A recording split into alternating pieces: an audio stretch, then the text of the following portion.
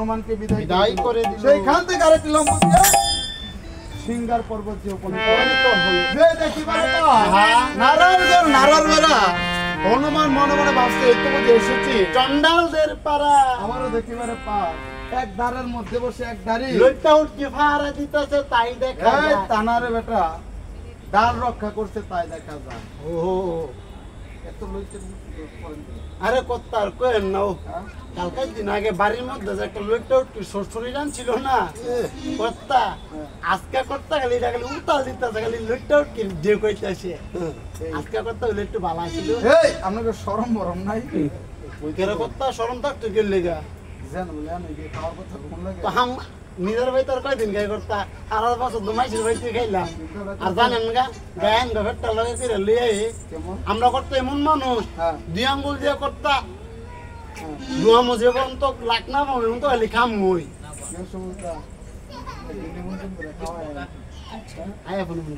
দাড়িকে দেখে হনুমান হাসছে। দাড়ি বলেছে এই বেটা বানর আমাকে দেখে হাসলি বলি তো উঠাই যদি আমার পিসা পিছুর গুদ দেখতি না ভাইতে হাসদুন এলাকার মধ্যে ঠাই আমার এই এলাকায় ঠাই। হনুমান বলেছে ওরে দাড়ি আমি তো তোকে দেখে আসি না। না এই দাড়ি শুনি তোর নাম? আমার নাম কমিনাল মন্ডল। এই বেটা নামটা খুব সুন্দর শুদ্ধ করে বলবি কপিল মন্ডল। ও বাহ কি সুন্দর নাম। ঠিক নেই এদিকে দাড়ি বলেছে এই বেটা বানর শুনি তোর নাম? আমার নাম হনুমান। ও চিনেছি তুই মহারাজা রামামিতা দেশে হন্নাটা না রে? এ পড়ে বেদব মুখ সামলাও কথা কইস মুখ সুন্দর করে কথা কি কি হন্নাটা না রে বেটা বেদব সুন্দর করে শুদ্ধভাবে বলবি হনুমান নালে কিন্তু দুই গেল 100 দিমু। এই তোর মাইকি তোর জন্ম করে তোর মুখ মধু দিছে না? এই বেটা মধু দিলে কি হয় রে? আরে কথা মুখের মধ্যে মধু দিলে বলে কথা কইলে মধুর মতো মিষ্টি মিষ্টি কথা মধুর মতো মিষ্টি মিষ্টি কথা নাইয়ার মধু হ্যাঁ ফোন মধ্যে চিনি দে চিনি দিয়ে চিনি সিরা দে নাকি তখন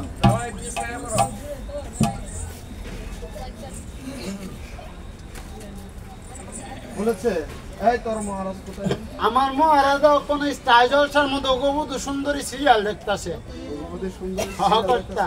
এই তুই তোর মহারাজকে যে বল রামের দাস হনুমান এসেছে তোমাকে বলছে দেখা করতে। আচ্ছা আমি যে যাব তাহলে আমার দাঁতটা রক্ষা করবে কি? আমি পারবে তো? হ্যাঁ এই পারবে তো? দেখ বেটা বান্দরে বেশ কি রকম দাও আছে নাই দেও নাকি একটু দেয়া লাগবে না। এদিকে দেখেন অশিক্ষিত গায়া মূর্খ কিভাবে তার রাজারে ডাকিতে গমন করেছে আর প্রতিধ্বনি হচ্ছে কি দেখেন রাজারে প্রজাই ডাকিতেছে রাজারে আর প্রতিধ্বনি হচ্ছে কি রে যে বলেছে মহারাজ তোর রামামিতার দাস সন্ন্যাসা এসেছে। আচ্ছা দেখা করতে দাঁড়ি জিজ্ঞাসা করেছিস আমার মিত্র মঙ্গলই তো? হ্যাঁ মঙ্গলই রামের মঙ্গল কথা শুনে রাজা গোবর্ধন রানী মধুকমলাকে ডেকে বলেছে কইবা রানী মধুকমলা চলে আসো মিত্রের মঙ্গলার্থে আজকে আমরা একটু নৃত্য করব। এদিকে দেখেন রানী মধুকমলা ঘরের ভিতর বসে শ্বাস করতেছে কিভাবে দেখেন ভগবান দিরা তার মাথায় হয়েছে কুকরানো চুল। জীবনে তো মাথার মধ্যে কোনোদিন তেল গোবর দিস হই না। আপনার যা কথা মাথার মধ্যে তেল দিতে শুনছি গোবর দিতে তো শুনি নাই। কর্তা আমনে হুনবেন করতে কর্তা চেতা যুগে কর্তা শ্যাম্পু আসল না শ্যাম্পুর কাম গোবর দিয়ে সাইরা লাইছে। গোবর দিলে কি আর কর্তা লাল আড়াইলা মাড়ি আছে না লাল আড়াইলা মাড়ি দিয়ে সাবানের কাম সাইরা লাইছে কর্তা। আচ্ছা গোবর দিলে কি হয়? ও গোবর দিলে কর্তা আপনার চুলের মধ্যে সেনাবাহিনী গেলে থাকে না সেনাবাহিনী গেলে মরিয়া জায়গা আর কর্তা চুলের গুড়া শক্ত হয় ঘন হয় কালো হয় লম্বা হয় চুলের কোয়ালিটি ভালো হয়। না করতাম আমি তো মুখ করতাম এই সময় হয়েছিলাম নাকি এই দাম কই দাদা দিছে তো দাদার চুলটা আগে বড় বড় ছিল না সবুজ দা ইদানিং শুরু হয়েছে কেমনে? এদিনকে চুরি করতে গিয়ে ধরাত পড়ছে। চুরি করতে গিয়ে ধরা কর্তা দিয়ে দিছে চুল কাটটা চুল কম দিলে এক ইঞ্চি কম দিছে। এদিকে আমার ওটাকে বলেছে কই গো রানী মধুকমলা অতি সত্তর চলে আসো মিত্রের মঙ্গলার্থে আজকে আমরা একটু নিত্য সবাই টলুদনি দিবে আগে রামের মঙ্গল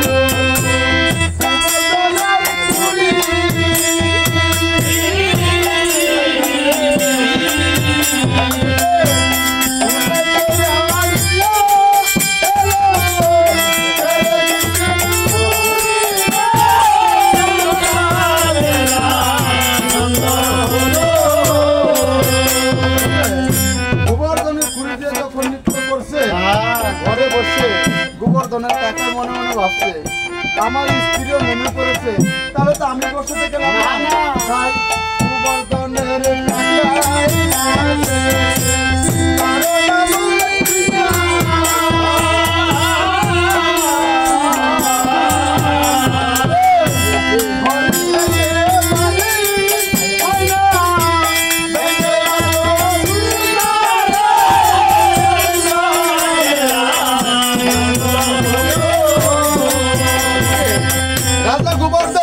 দেখে দেখে বলেছি আরো কি কারণ আসবার বাকি আছে। গোবর্ধনের শাশুড়ি মনে মনে ভাবছে আমি বুড়ি হয়েছি বলে কি আমার সকাল লাগছে না, আমি কি মৃত্যুর কম বুঝি না, আর কিছু পারি আর না পারি সাবানের মতো তো দুইটা কুমোর ডাকি দিতার মু তাই দেখেন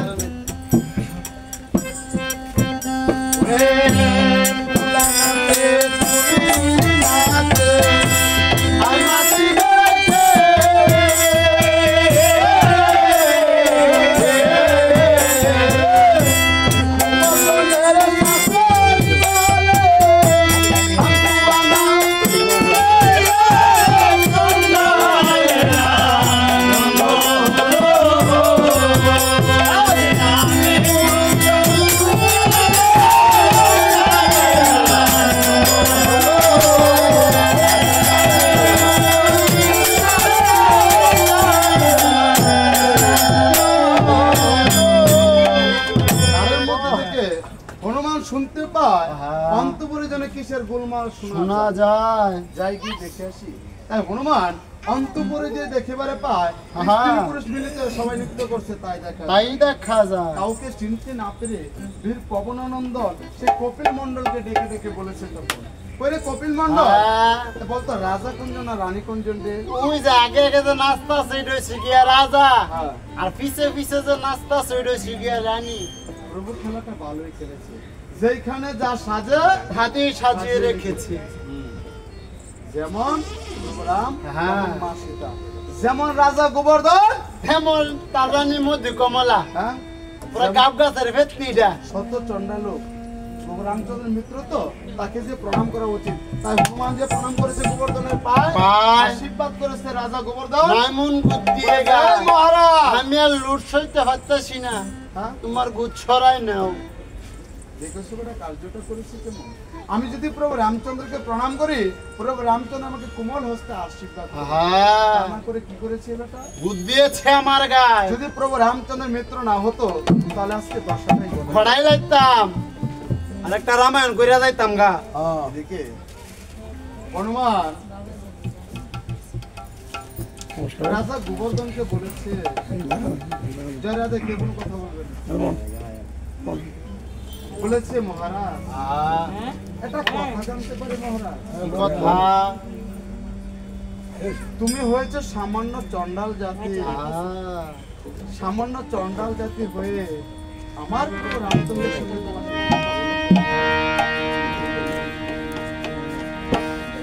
রাজা গোবর্ধন বলেছে হনুমান রে আজ আমি চন্ডাল বলে তুই আমাকে ঘৃণা করবি, কিন্তু তুই তো জানিস না হনুমান আমি যে পূর্বে চন্ডাল ছিলেন না, আমি ছিলাম বৈশিষ্ট্য মণির পুত্র, নাম ছিল আমার বান্ধব। অযোধ্যার রাজা ছিল দশরথ, দশরথ ছিল পুত্রহীন আর বৈশিষ্ট্য মণি ছিল।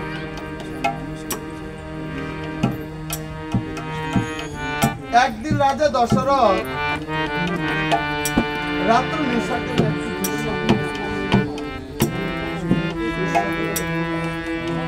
অর্ধরজনী প্রভাত সূর্য উদয় অস্ত যে রাত পর্যন্ত জানা গেছে তিনটি ব্রহ্মা হতে হবে।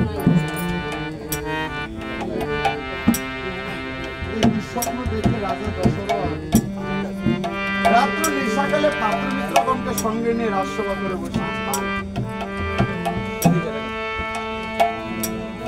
আর পাত্র মিত্রগণকে বলেছে ওরে পাত্র মিত্রগণ অর্ধরজনীতে আমি দুঃস্বপ্ন দেখেছি, তো এমন দুঃস্বপ্ন আগে কখনো দেখিনি। কি স্বপ্ন দেখেছি?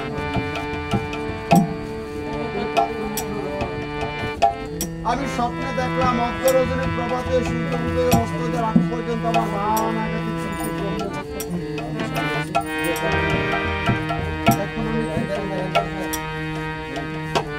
এই সময় যদি বৈশিষ্ট্য থাকতো তাহলে আমাকে এমন সকল বৈশিষ্ট্য দিয়ে রাষ্ট্রটা রাজা দশরথ প্রণাম করে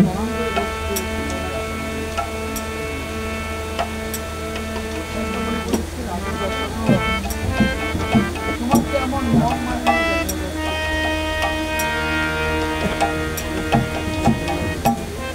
অধ্যরদিতে আমি একটি দুঃস্বপ্ন দেখেছি। এমন দুঃস্বপ্ন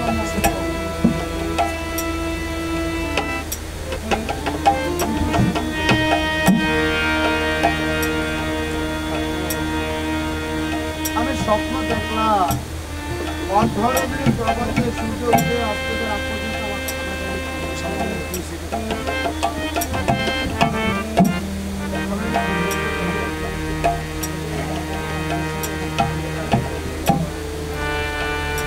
আমি গতকাল সন্ধ্যার সঙ্গে বসেছিলাম।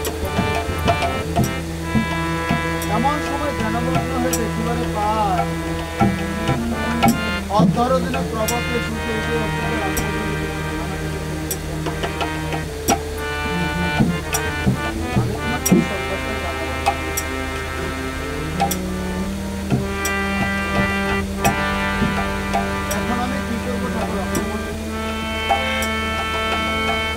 রাজা দশরথ যদি ভালো চাও তাহলে কেমন কাননে যাবে যে কারণে করতে থাকে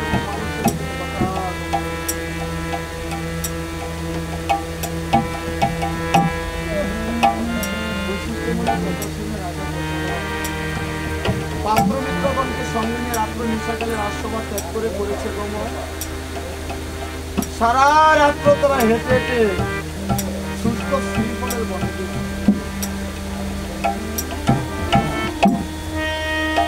রাজা দশরথ পাখিমিত্রগণকে বলেছিল, পাখিমিত্রগণ এই তো নির্জন স্থান জনমানবভূমি শুষ্ক শ্রীফলের বন।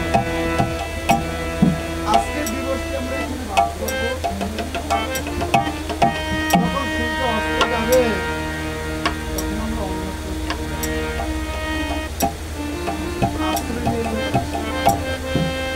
জীবনে বাস করতে গিয়ে অন্ধমনে অন্ধের তাদের আদরের একমাত্র পুত্র সন্তান নাম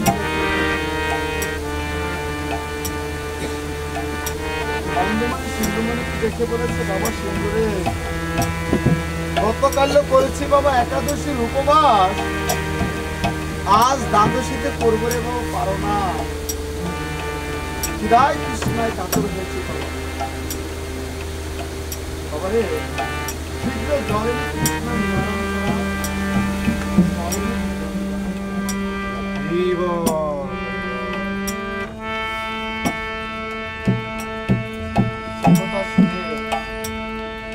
সিন্ধুমণি বন থেকে ফল আহরণ করে কুটিরে রেখে কলসি নিয়ে গমন করেছে গো মা।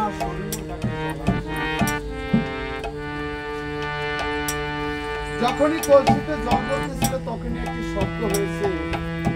আপনারা যখন নদীতে পুকুরে কলসি নিয়ে যান জল করতে যান একটি শব্দ হয় না, সেরকম একটি শব্দ সেগুলো Oh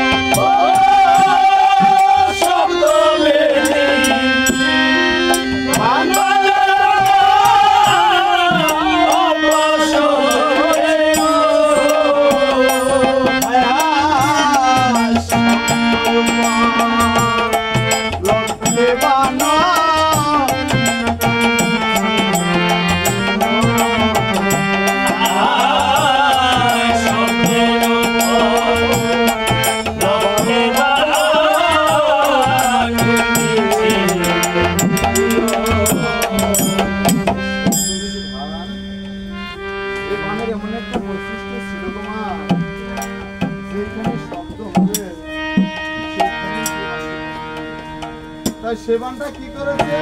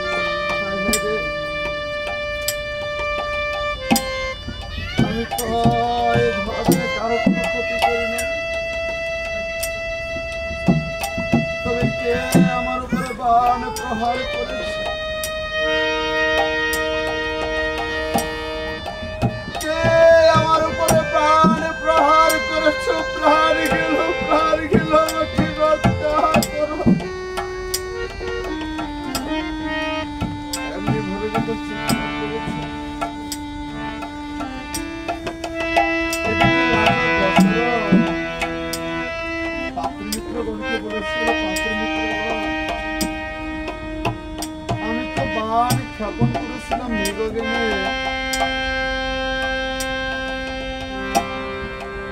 কিন্তু এমন মানুষের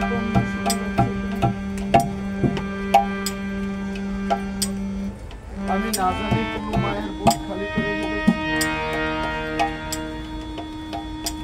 পাত্রের মিত্রগণ বলেছে মহারাজ এই নির্জন বন জনমানবহীন মানুষের দেখে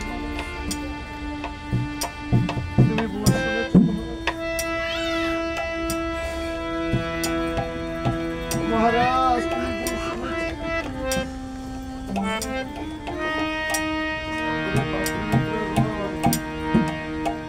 আমি ঠিকই শুনেছি